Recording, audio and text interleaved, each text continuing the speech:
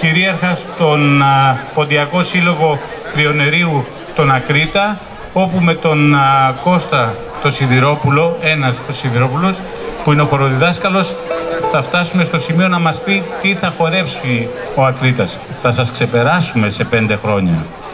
Το εύχομαι. Το εύχομαι, ευχή δίνω, όχι μόνο να μας ξεπεράσετε και να γίνετε και λαμπρό παράδειγμα για όλους τους άλλους.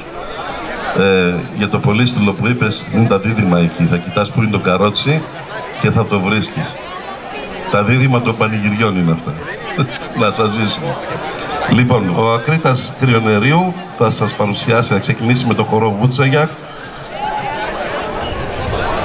Το σκονάκι. Και η γιαγιά. Και η κοντινή σκάλα.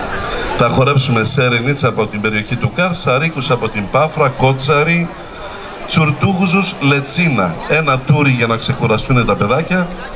Σέρα από τα αγοράκια μας και με ένα κοτσιχτό νομάρ θα φύγουμε. Δεν θα σας κουράσουμε πολύ. 12 λεπτά. Ευχαριστούμε τον Κώστα τον Σιδηρόπουλο. Συνεχίζουμε στη λύρα με τον Αντώνη τον Σιδηρόπουλο, τον Ταούλη, ο Αλέξης Σιδηρόπουλος και τους άλλους 2 Σιδηρόπουλους τους κρατάμε για το τέλος. Την Αναστασία που είναι η πρόεδρος του συλλόγου και τα καταφέρνει πάρα πολύ καλά, και τον Σταύρο που είναι ο αντιπρόεδρος, και δεν είναι και τόσο μικρό χωριό το Κρυονέρι, κάνει πολύ μεγάλα πράγματα. Να σας χαρούμε λοιπόν.